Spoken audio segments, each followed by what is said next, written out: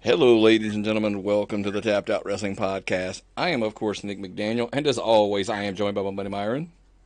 Hello, folks. I have been recently apprised of news that in order to get Dean Ambrose off of the WWE roster, they're going to kill him, much like they did Ali on Impact. Before we do our WrestleMania preview, do you actually even want to address that? Because that was just weird. What is? I mean, I love it. I love kayfabe, but why did we get it? Why did it go to kill somebody?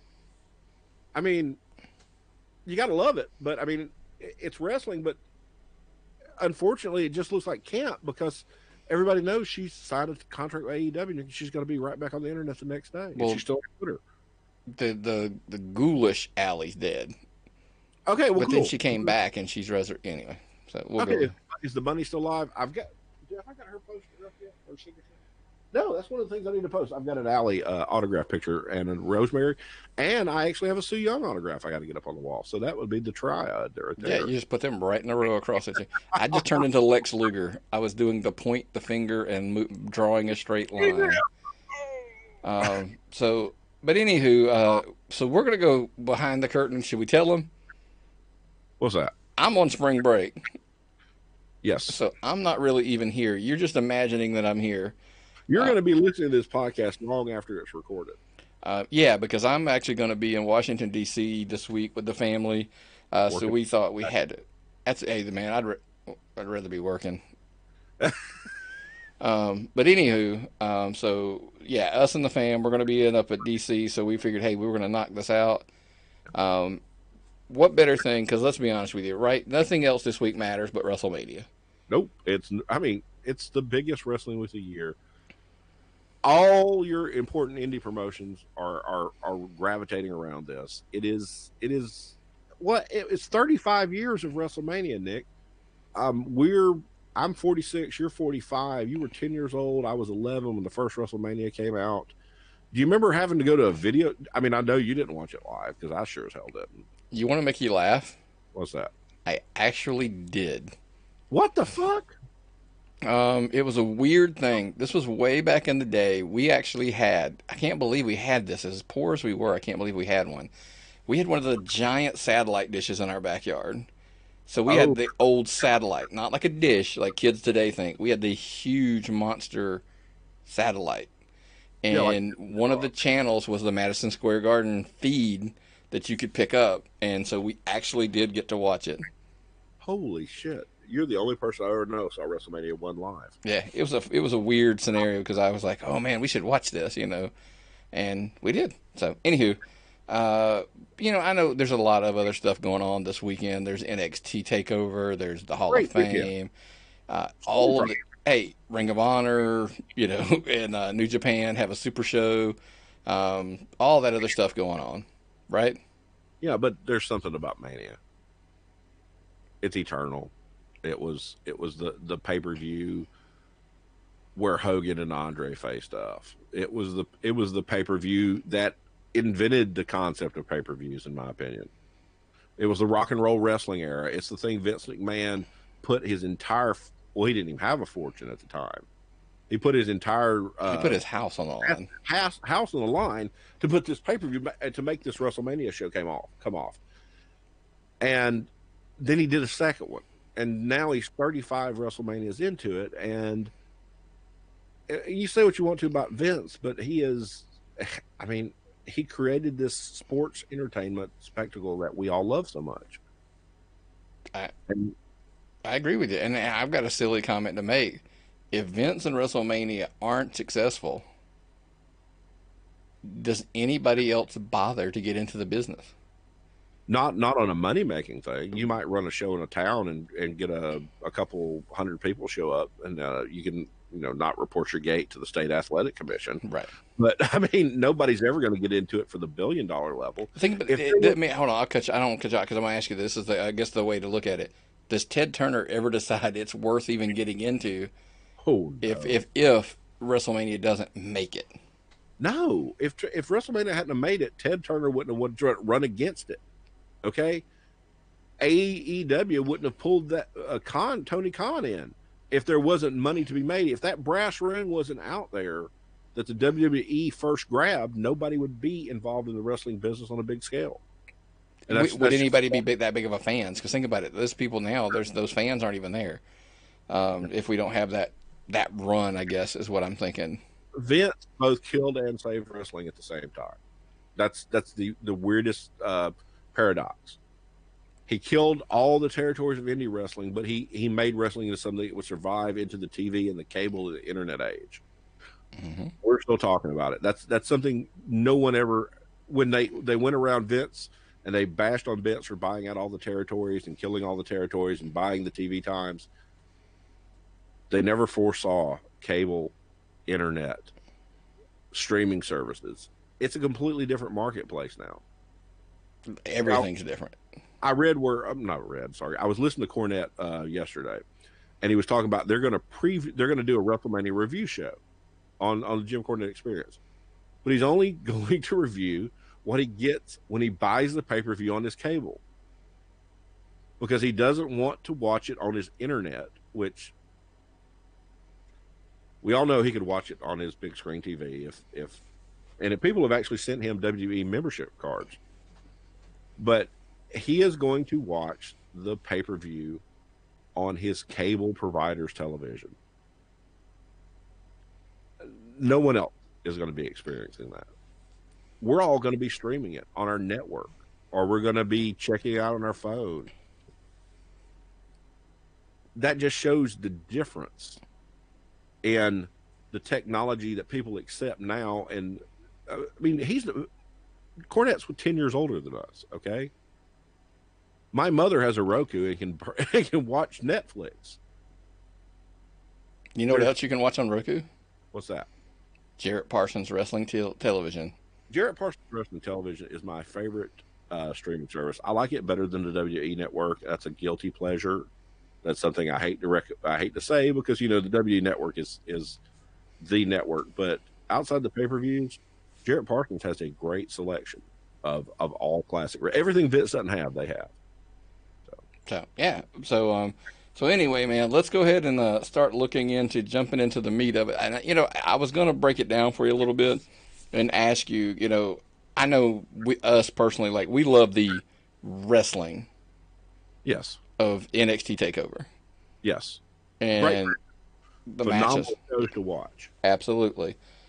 Is there anything on this card this time that screams out that you on NXT Takeover? And I'll rattle them off, and you tell me if any of them actually make you want to watch. Gargano and Cole, 2 out of 3 falls. I could care less about that. Nothing against it. I'm sure it'll be great. Well, the problem is because we know this wasn't. I don't think this wasn't supposed to be the match. No, it was supposed to be Ciampa. Yeah.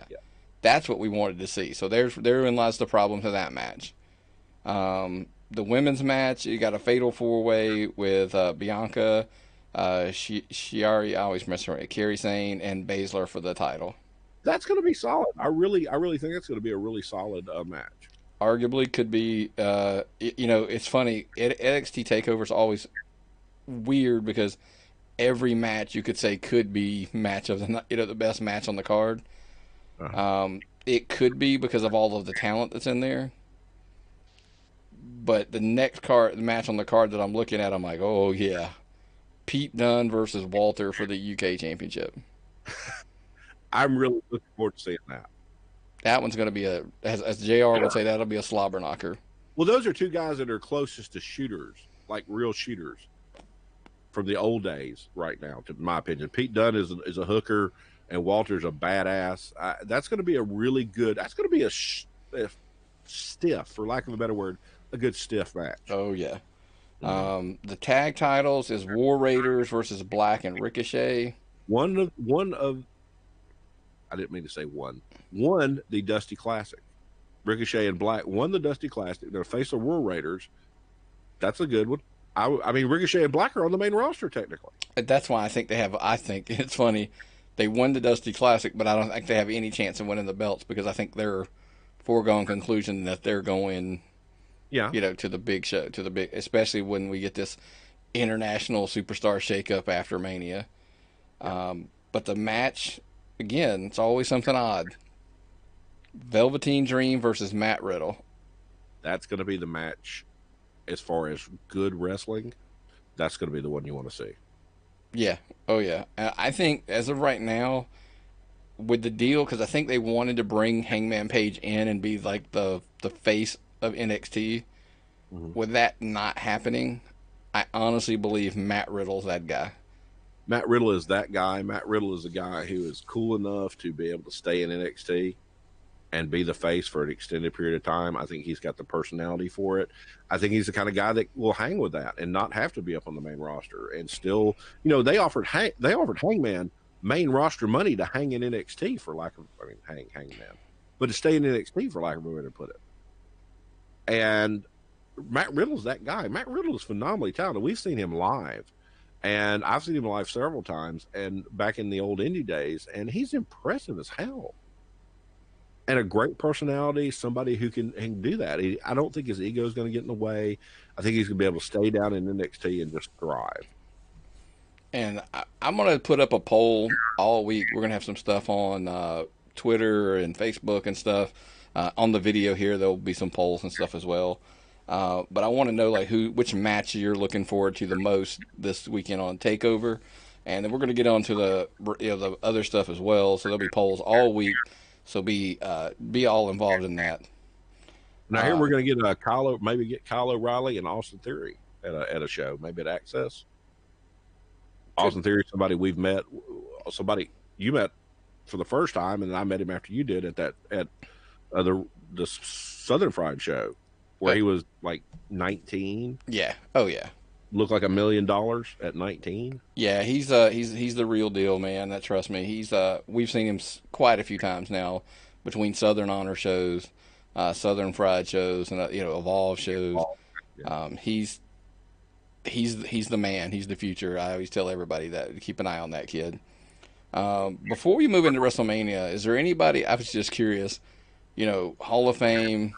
I know there's a lot of people kind of knocking this crowd this year, the class that they're bringing in. Is there anybody that you're looking forward to? I'm not knocking this class. This class is not my favorites. It's not the people I feel strong. They still haven't. They haven't announced a celebrity, have they? Man, I've actually heard this is it. The only thing this week I've heard no. I haven't heard a celebrity. Hence, everybody remember we recorded this actually before this week. You're going to get for Raw and SmackDown, so there might be some secrets. I had read on somebody put on their Brutus Beefcake maybe. I've heard about Brutus Beefcake, but still, that's not even. But that's the celebrity's not there. So I mean, as of recording, we have Honky Tonk Man, Tori Wilson, DX, Harlem Heat, and the Hart Foundation, and then the Sue Atchison woman who's getting the Warrior Award. So that's a solid class. I mean, those people made up the majority of the wrestling from my childhood to my early adulthood. It's a really good class. Yeah. I look, DX deserves it. We're not going to have that debate. Harlem Heat deserves it. So it's not a matter of deserves. I tell you who I do want to hear. Dude, I want to hear Honky Tonk Man with a live mic. Oh, you're not the only one, and I don't want to watch that back on the network when they cut him. Honky with a live mic will be incredible because he's the guy that said that the Hall of Fame is bullshit. Yeah, and he cut it. I mean, there's videos of him cutting promos on the Hall of Fame, and it's like, amazingly, it never ceases to amaze me what $5,000 in a class ring will get you, right? What it'll bite. That's a Conrad thing, and that's what he calls it, man. He goes, look, it's $5,000 in a class ring and a Legends contract, and guess what? You get to go out to indie shows and book yourself as WWE Hall of Famer. Yeah, and I mean that's a Legends contract is $5,000 an appearance if I'm not mistaken. So cool stuff. Yeah, and I'd like to see that work out. I'd like to see everybody under the great umbrella. I was for sure Bam Bam Bigelow was going in this year. I was too. I read that story about why Bundy won't ever go in from the top. That was a good story. So, but I was sure Bam Bam was going to go in this year, and I'm disappointed that he didn't. I wouldn't mind seeing a last minute posthumous thing from him. But we'll see how it works out. Get who do you think we should have done if Bam Bam goes in on the last thing? You think Heyman should induct him? Oh You yeah. think Foley? Is there No, it would probably be Heyman. Heyman? Okay. I mean, just thinking about who's out there. Well, you could do Shane Douglas. Yeah, Shane but Douglas. They were in the triple threat, but you'll never get Shane Douglas on a I think you will. I think a lot of these wrestlers as they get older, Yeah. I think they mellow out. I think a lot of them were working, you know, Yeah. and I think that as time goes by, they're kind of like, man, give me my moment, you know, kind of thing. I mean, I love the Hall of Fame. It's actually one of my favorite parts of the entire weekend. I agree with you. But you know what? If they hung with 5 people going in and the Warrior Award, I think that would help them shave that time down. I think that, and it would also buy them more time as far as like not burning through so many people. Like where you start going like, well, who the hell did we put next? Because then you start putting guys in there that retired a year or two ago because there's nobody else. I don't know. There's still so many people they could get though. I don't think they're going to burn through the talent pool anytime soon. Live people. There's your problem. Yeah, because But the longer you put it off, the less chance they have. I know. That's maybe they should have to be like you have to be out of the business for like baseball, 3 years, 5 years, whatever that number is. Yeah, because then you got guys like Kurt Angle's a Hall of Famer. and He's about to work his last match. You know, that kind of thing. So yeah, okay, I got you. an inactive period before you can get nominated. Yeah, I mean, but with wrestling, I know that's hard to do because you know Terry Funk would be dead because he's going to work until he's dead. Also, condolences since you brought up Terry Funk. Yeah, Absolutely. Wife. Very sad to hear that when somebody loses a spouse, and apparently, when you've been in the wrestling business the way Terry has, you've got to have a supportive spouse. So that's got to be tough. Well, and the crazy thing is, I saw people texting that were friends of Terry's that were talking about how great she was to even to wrestlers, and a lot of the wrestlers loved her as well. So that's I'm sure. But hey, man, let's roll on in because Mania is a long card. As of recording, there were 14 matches. Mm-hmm. Guys, we're probably not going to go through all of them, just so you know. No, not in detail. We'll give you a pick. How's that sound? We'll give a pick regardless. We'll pick every match, and we'll except the battle royals. I can't pick those battle royals. Those are easy. That's the thing. This year, I think both of those are easy. Okay, well, tell me what's easy about the women's battle royal there. I think it's Asuka because she got put into it, and they're going to have to give her a consolation prize for taking her title off of her on SmackDown. I don't know about that, dude. It's a lot of B team players. All of the, when you think about it, your 3 biggest stars are all in the women's main event. You got Carmella in that. You've got Mickie James in that. You've got Asuka. You've got Ruby Riott. You've got your future icons, women wrestlers in there. I'm not 100% with that, but I will go ahead with your pick. My pick will always be Carmella, just because she is so dramatic and so dynamic. Yeah, I'll go Asuka. You'll go, so. The Andre the Giant, super simple. I will never pick against Braun Strowman as long as he's in it, even if he doesn't. Yeah, because I'm looking at it. I'm looking at the lineup right now. Braun Strowman, some guys from Saturday Night Live, Andrade, Apollo Crews, Titus O'Neil, Tyler Breeze, Jinder Mahal, Noah Jose, Bobby Roode, Chad Gable, Kalisto, Payday, all the way down to Otis and Tucker, EC3, and the Hardy Boys. Braun Strowman. He may not win, but I'm just saying you're foolish to bet against him with all the other names that are in there. Yeah, no way in hell. Yeah. So see, that's what I said. Those 2 are pretty simple, I thought. But now when you start getting into some other stuff, man, by the way, this is not in order. I printed this off, so this is just kind of the order that it was in. Bobby Lashley and Finn Balor. Bobby with the title, Finn the emotional favorite. Bobby Lashley for me, with an interference from Ricochet. Ricochet? Oh, sorry. Leo Rush. Sorry. I got to confuse people. I really do. I'm going to go Finn Balor because we're going to get the Demon Finn at WrestleMania. We've been wanting that, and we're going to get it this year. You really think the Demon's coming? I thought they'd put the kibosh on the Demon. No, I think this is the moment that we get a Demon Finn Balor, WrestleMania, a huge moment. I say he wins this title. That was the only reason why I think it made any sense for them to hot potato it back to Bobby Lashley on Raw was because they wanted him to have his moment at WrestleMania. Okay, fair enough. So that's just the opinion. Buddy Murphy and Tony Nese for the cruiserweight title. 205 Live specialty. I only could pick Tony Nese out of this police lineup because he's got that beard. And he's jacked to the freaking gills.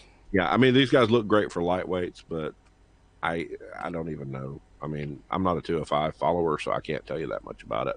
Buddy Murphy has been a solid fan favorite though since he's gone to the 205, so it might be his time to continue to hold the belt. I think he's had his time. I think that's probably been the thing. He got that moment down in Australia, and I think that moment's come and gone. And I don't mean anything disrespectful about it. I think Tony Nese is ready to be crowned.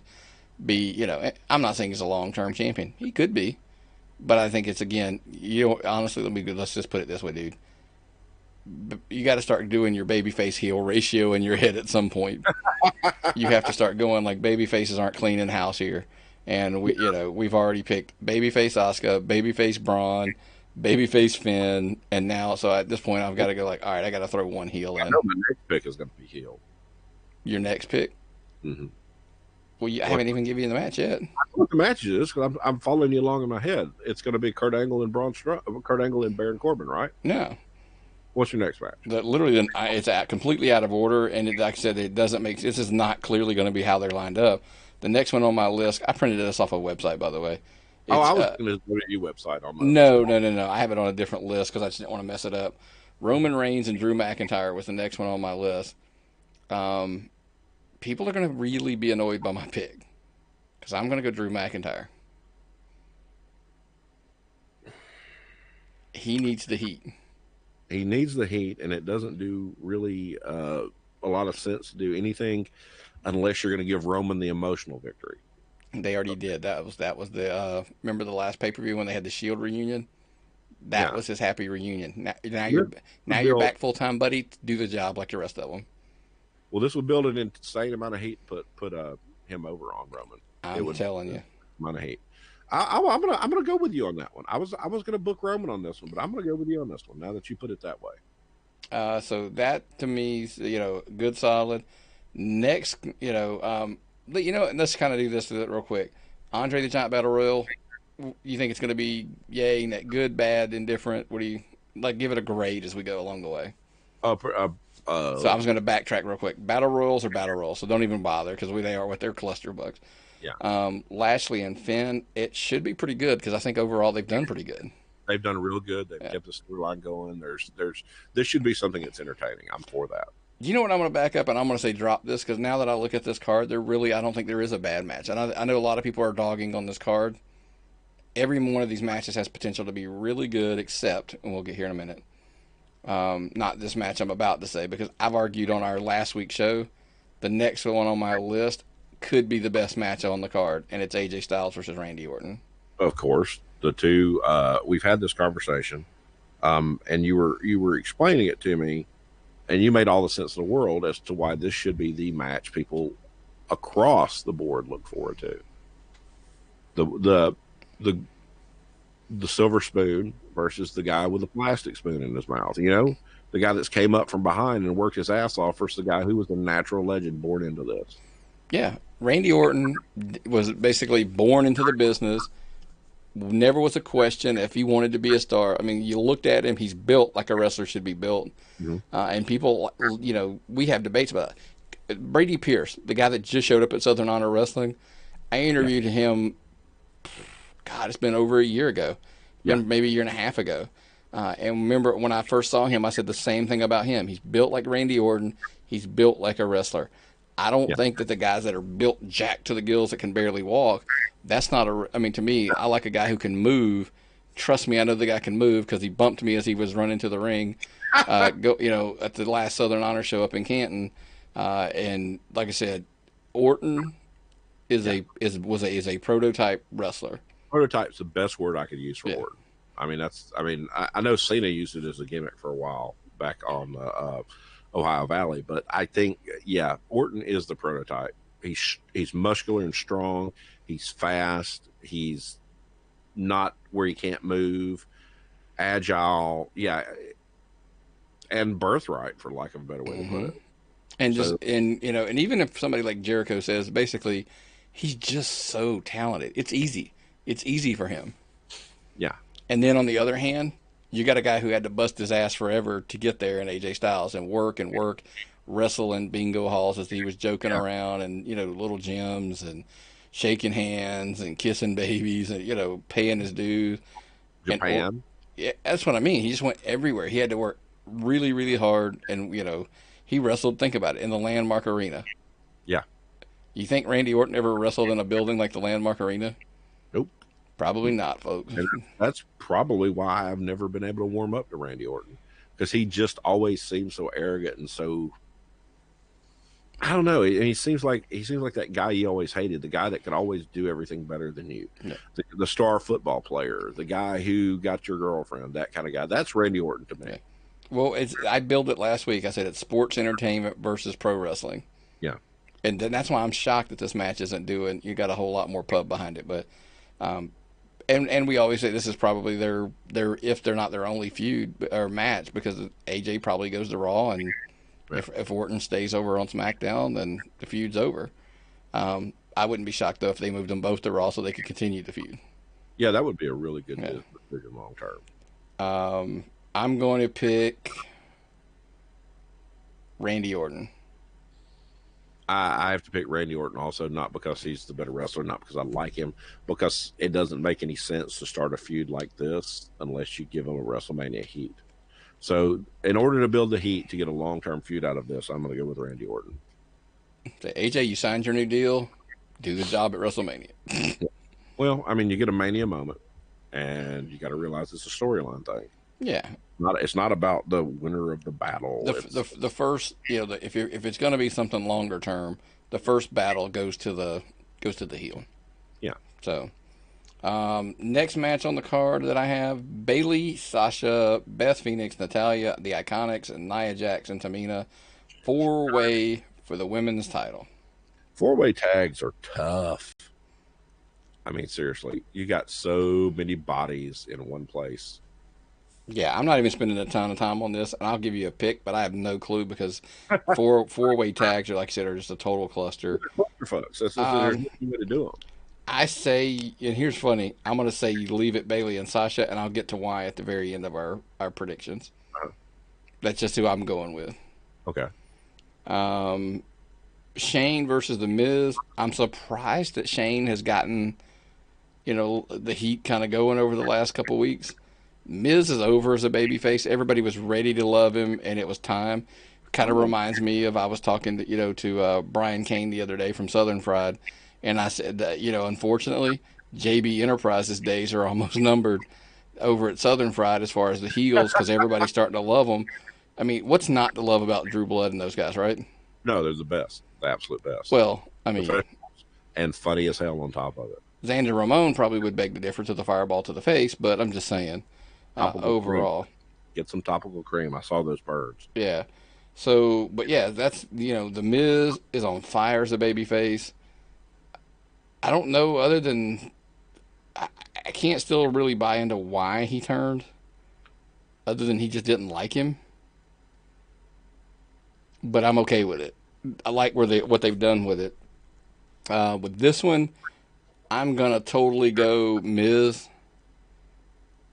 as the winner.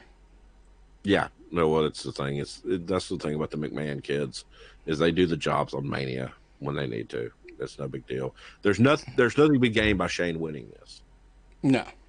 Okay, it'll put everything over and put the Miz over if he's going to do a face turn for his second series of his show, which apparently is very successful. Yeah, I know the kid liked it, but I think the reason is if the Miz gets the win, if they're going to continue this feud. Let's just say if, it kind of gives Shane, some ammo to be an ass for the next few weeks, months, for the loss. Yeah.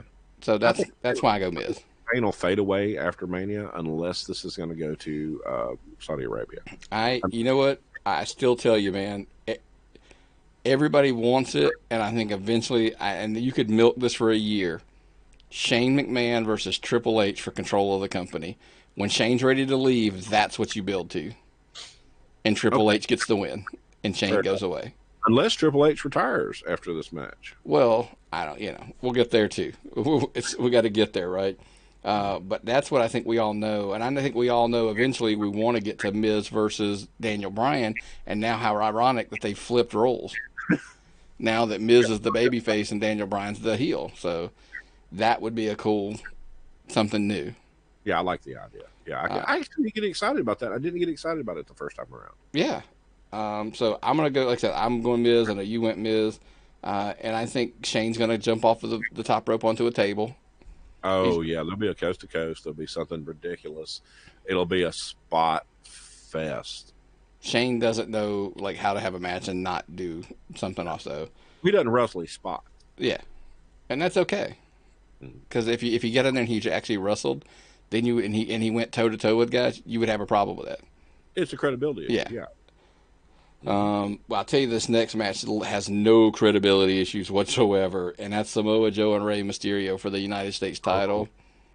So good. Both. Have they done this before? Did they wrestle on another promotion before? Is this something new? This is all new, baby. Because this is two completely different styles. This should be interesting. This should be entertaining, really entertaining match. Samoa Joe will be a great base for Rey Mysterio to do all his high flying stuff on, and Rey's small enough that Joe's power is going to look awesome because he's going to be slinging him around. Oh yeah, when he it's like when Kevin Kevin Ryan. Yeah, no, Kevin Ryan from Southern Honor. Gotcha. Jesus Christ, why do they name all these things the same? There's Kevins and Southerns and all this other stuff. But yeah, it's going to be a tough one because I like to see that big heel versus the small baby face. You get those high spots, you get the brutal swinging them around and busting them up. Yeah, it's going to be entertaining, and it's going to be one of those things where how much time does Rey have left? Okay, is this going to be Rey's put the guy over match? No. Or is this going to be Rey's, I'm going to give you one more WrestleMania victory? You know what? I take that back. Yes. I think Rey does the job. Something weird has to happen because Dominic's been showing up in promos. And I'm like, does he join Samoa Joe or does he turn on his father? Or, well, actually, his father was Eddie Guerrero, if you remember the storyline correctly, right? Way back when. Wasn't it Dominic on a pole or something? Yeah. So I think Joe gets the win. He just got the belt. They're not going to take it off of him. He's got to have a little run in him. I think Dominic gets involved somehow. I'm not saying he turns, even if it's something happens to Dominic. And that's the reason he came back. Apparently, was trying to get Dominic over with the WWE. Yeah, because he's huge. How did that come out of him? How tall is Rey's wife? I don't know. She's not much taller, I think, but it's a abnormality from hell. But yeah, so he's. I think this is kind of the introduction to Dominic into the wrestling world. Okay. But I still say Joe takes the belt, home with him. He stays the champion. The next one, I know everybody's really disappointed. Kurt Angle, Baron Corbin. We've had this debate, not between us, but with other people. Unfortunately, folks, the match makes sense. It makes perfect sense. I really wanted to see Kurt Angle versus John Cena. I would have loved to see that. But I'm not booking and I'm not doing what's right for my promotion. And having Kurt Angle put Baron Corbin over is the right thing for the promotion. Baron Corbin was the authority. He was their apple of their eye for a while. He fell out with the McMahons. Now might be the time to get his shine back. I think it's the thing for a heel to get put over by somebody like Kurt Angle on his way out. It's really good. It's a really good thing. I think this will be really good for Corbin. I think it'll be good for business long term. And Kurt Angle knows that that's what they do. That's what a guy does when he leaves the business. Well, do you remember us saying last week? You can't be anybody unless you beat somebody. Mm-hmm. And Corbin's got to beat more, Kurt Angles and big to get the credibility. Like Roman beating the Undertaker. That's one of those things. That's how credibility is established in the wrestling world. and I think this is what they're going to do for Corbin. I think it's, while I don't care for Corbin, I think it's a business, it's classic business decision. Well, it just makes sense from the storyline that they've ran over the last year. Yes. So unfortunately, it does make sense. And I was the same way. I wanted Cena, but we're not getting Cena. Not in this. I think he'll be there, but I don't know what we're going to get. But the one thing I do feel strongly about is Triple H versus Batista. This will be fun. This will be an old school, old guy, little bit past the Attitude Era type match. Triple H is healed up from, was it a bicep or was it a pec he tore? I think it was his pec. I could be. We're probably wrong, but Batista is about to be in the next Avengers movie. It's good. You get everything. You get tie-ins from Hollywood. You get major talent coming back. You get who's the hero in this? Hands down, man. They're playing Triple H as the baby face. Have you ever faced? Do what? I mean, seriously, has Triple H ever been the baby face? Yes, he's the baby face, man. Come on, he's doing this for Ric Flair's honor, man. He's that's last year it was him in that mixed tag with Kurt Angle and Ronda Rousey. Yeah, he was heel last year. Well, he's a heel. Triple H is a heel by nature, but Batista really came off like a psychopathic jerk this time. So, and plus he's Mr. Hollywood, stealing the spot away from a youngster, blah blah blah. The whole thing. Yeah, I know. I was rolling my eyes. Yeah. Who would have Triple H wrestled if it wasn't for Batista? If it wasn't, by the way, if Batista wasn't on the card, Triple H is not probably wrestling anybody. No. And like you said, it draws just people who aren't even fans into watching. And this is an Entertainment Tonight moment, if that show's still on. And if nothing else, it will be two of the best entrances on the card. Yeah. Oh, definitely. Because is Batista's music one of the most underrated entrance songs of all? I completely dig it. I don't know. I'm a big fan of Triple H's entrance music. No, it's always right up. Taker's the best. We kind of have that argument, right?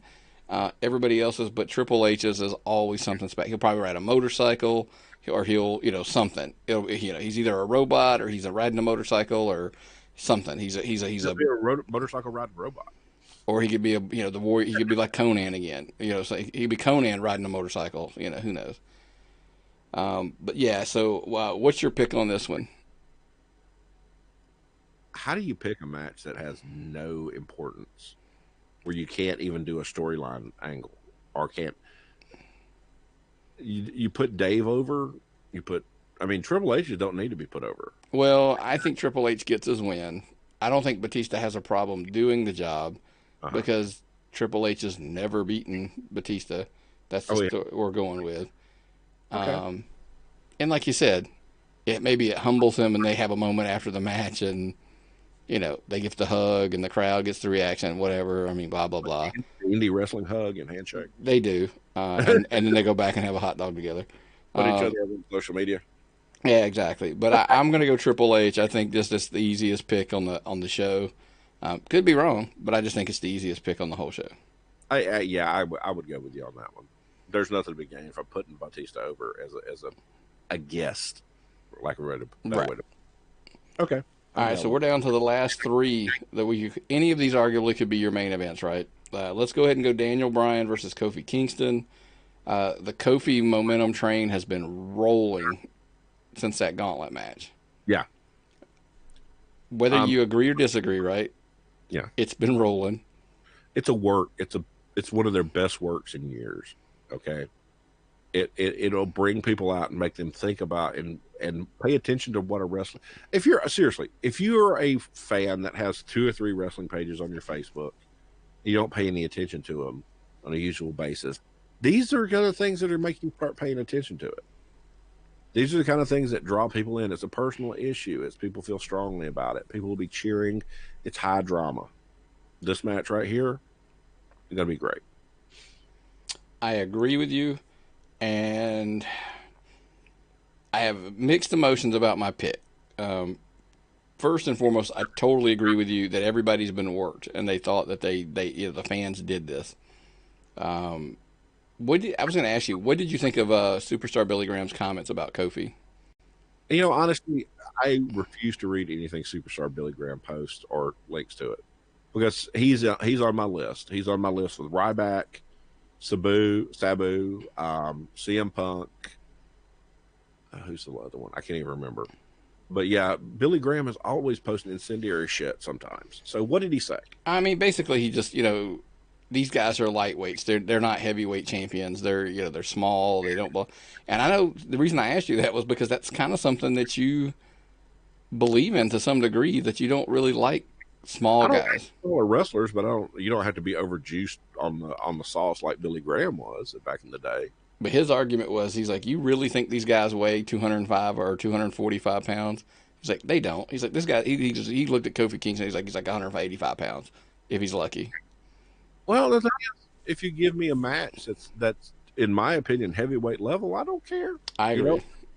Yeah, I mean, these guys are both tremendous workers. Brian's always been the small guy, but he's a tremendous worker, and he can overcome that. Do you need to see a hoss fight every match? No. If you saw two big guys in every single match on the card, it wouldn't be interesting. This is something different. This is different. Look at Triple H and Batista, for Christ's sake. Those guys are monsters. Yeah. You get a little bit of a variety here now. I don't want to see the same match every match. I agree with you. So, but who's your pick? Daniel Bryan or Kofi Kingston? Kofi Kingston. He's going to take it to Saudi Arabia. He's going to be the guy that does the job in Saudi. Every bit of logic tells me that is the case. Yep.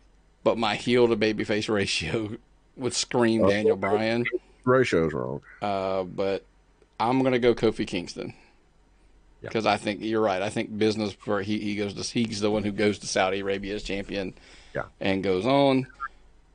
Which brings us to Brock Lesnar versus Seth Rollins, Universal Championship.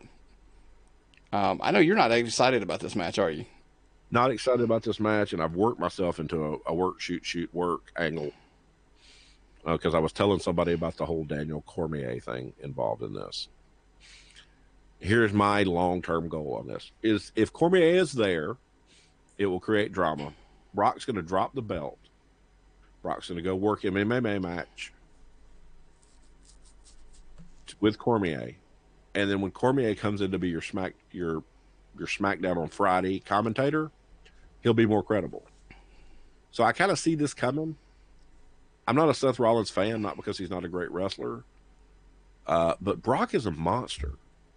We saw him. I mean, still, with the time he busted Randy Orton open, is the time where I see sports entertainment going against legitimate beast. So, but Seth wins somehow. It's going to be a great match. This will be our tiebreaker. I'm going to say Brock Lesnar wins this match.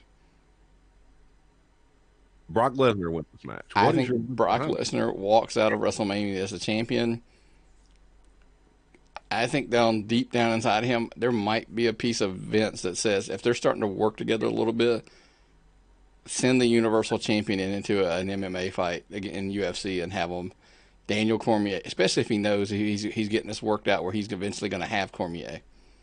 Well, yeah, of course, Cormier is probably smart enough to know to do the job if he has to, even in MMA. I disagree. Because if he beats Brock Lesnar in the UFC and then comes to SmackDown, think about it. It would be the first time ever Brock wants revenge. If Brock wins, Cormier says, I followed you to your other world, and I'm going to fight you here too. You can't lose in MMA. Somebody who can do a sports entertainment style match? I don't think it has to be. Brock Lesnar doesn't do your typical sports entertainment match. I mean, they sit there and they go, can you get in there and do that with him? Can you throw each other around and throw some punches and, make it look like you're actually really fighting? I don't think working stiff with Brock would be a problem. I don't think Brock would even know it, So, and I know everybody's going to hate that pick. Deep down inside, it's one of those weird, I know Seth's probably winning, but my heel ratio, that thing's going off in my head again. So Brock Lesnar is who I picked to walk out as the champion. Fair enough. Bringing us to the main event, Ronda Rousey, Becky Lynch, Charlotte Flair, Ronda with the Raw title, Charlotte with the SmackDown title, And I mean, this has been building, and this is awesome that this is the main event finally. Are we going to get a unification of the women's titles? Unfortunately, we're recording this before Raw, so we don't know what all the rules are. Because this is one thing I've been saying for years. Let the women work both shows. Have one belt that circulates between them. That would be the good thing, but I don't think they do. I think there's going to come if there's you want to hear a really good twist. And again, reminding everybody that we're recording this before Raw and SmackDown, right? The coolest twist would be if Becky or if Ronda's pinned, that person would be Raw champion. If Charlotte was pinned, then whoever pinned her would be, because if Charlotte pinned Ronda, she would be the both champions. If Becky pinned, I think it's only going to be for the Raw belt, and I'll tell you why. I know the deep down inside. By the way, Becky Lynch wins this match. Any other decision is wrong. Would you not agree with that? Or did I lose you? Many things to think about, Nick. Well, what happens if somebody pins Becky? That's why you can't do that route. That's what I'm saying. That's why you can't. But I think ultimately it's real simple. This is going to be only for the Raw title. Becky wins. By the way, I don't necessarily say she has to pin Ronda. She could pin Charlotte. Your winner is going to be Ronda Rousey. No. And this is my take on the whole thing. Becky's over. Ronda's your heel. Charlotte's your smarky heel. Why bury this storyline? Why have the blow off at Mania? Make this thing work. Keep bleeding it. It's money. I believe deep down inside, Becky wins because not only are we going to have the first women's main event on WrestleMania to close the show, go back to something I picked earlier, you're going to have Becky Lynch with the Raw title, Charlotte with the SmackDown title, Bayley and Sasha with the tag titles. You're going to have the 4 horsewomen of WWE standing in the ring holding all their belts up. Oh, this is the one you've been talking about for so long, the horsewomen thing. Okay, if they're going to set it up, this is the place to set it up. I give you that. Okay. I'm with that. Okay. Becky wins Raw. Charlotte's got SmackDown. Bayley and her have the tag team matches. Okay, cool. Yeah, I like it. I think you remember the one of the great moments is people don't talk about ever anymore, right? Is Guerrero and Benoit in the ring holding their titles up when they were both the world champions and WWE champion back in the day. I think this moment is Vince and the WWE, Stephanie especially, to be honest with you, having your women's moment of not only the main event but closing your show with all of those 4 standing in the ring. And guess what? Ronda taking the loss sets the table for her to bring in her 4 horsewomen of MMA. Okay. I mean, that's going to be great if it does. I mean, I saw you hit booking before, so I'm not going to. You remember when you did that whole Undertaker angle? And you hit the whole thing all the way to WrestleMania, and it was 100% right. I'm not going to bid against you on this one. I'll change my tune on this. No other matches. Elias, of course, is going to have a segment playing some music. I think if we get a John Cena appearance, that's where we get it. Well, I mean, I don't want to hear him play music, so more power to him. The person that's going to get more over than anybody on this entire show, though, is Alexa Bliss. I'm telling you, she is going to be the one that stands out and distinguishes herself on this show as far as being a host.